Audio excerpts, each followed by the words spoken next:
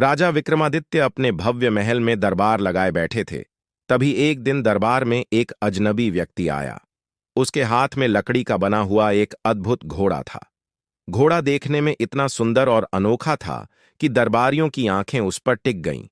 अजनबी ने बताया कि यह साधारण घोड़ा नहीं है। यह जल, थल और आकाश तीनों में चल सकता है। बस इसकी सवारी करने वाला इसका गुप्त यंत्र जान ले तो वह कहीं भी जा सकता है। राजा विक्रमादित्य को यह अद्भुत वस्तु बहुत भा गई। उन्होंने बिना देर किए उस अजनबी को 1 लाख स्वर्ण मुद्राएं देकर घोड़ा खरीद लिया। कुछ दिनों बाद राजा शिकार के लिए निकले। उन्होंने सोचा, क्यों न इस अद्भुत काठ के घोड़े की परीक्षा ली जाए। वे उस पर सवार हुए और जैसे ही उसके गुप्त यंत्र को चलाया, घोड़ा धीरे धीरे तेज होने लगा। देखते ही देखते उसकी चाल इतनी बढ़ी कि वह हवा में उड़ने लगा। राजा रोमांचित थे, पर कुछ ही देर में उन्हें एहसास हुआ कि घोड़ा रुकने का नाम नहीं ले रहा।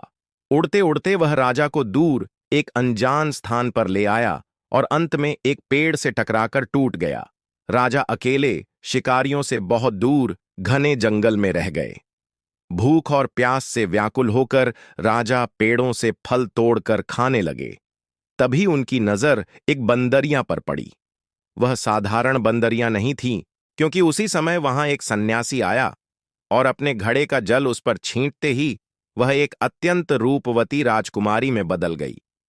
राजकुमारी ने साधु को आदरपूर्वक भोजन कराया और जब वह सो गया तो मजाक में उसके हाथ पांव बांध दिए। सुबह साधु ने दूसरे घड़े का जल उस पर डाला और वह पुनः बंदरियां बन गई।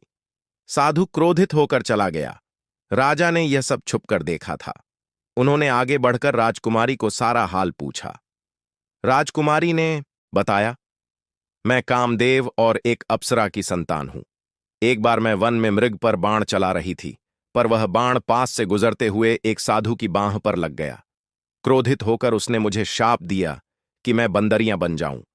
उसने कहा, यह श्राप तभी समाप्त होगा जब राजा विक्रमादित्य अपने हाथों से मुझ पर जल छिड़केंगे। यह सुनकर राजा ने तुरंत घड़े से जल लेकर उस पर छींटे मारे और वह फिर से सुंदर राजकुमारी बन गई। राजकुमारी ने कृतज्ञ होकर राजा को अपना जीवन साथी बना लिया। उसी समय साधु भी वहां आया और राजा के सत्कर्मों से प्रसन्न होकर उन्हें आशीर्वाद दिया। उसने राजकुमारी को एक कमल का पुष्प दिया और कहा, यह कमल प्रतिदिन एक अमूल्य रत्न उत्पन्न करेगा। इन रत्नों का उपयोग जरूरतमंदों की सहायता में करना। राजा और राजकुमारी काठ के घोड़े के टूटे हिस्सों को साथ लेकर किसी तरह अपने नगर लौटे। वहां उन्होंने कमल से प्राप्त रत्नों को बेचकर गरीबों की मदद शुरू की। एक दिन एक गरीब व्यक्ति रत्न बेचने के आरोप में पकड़ा गया।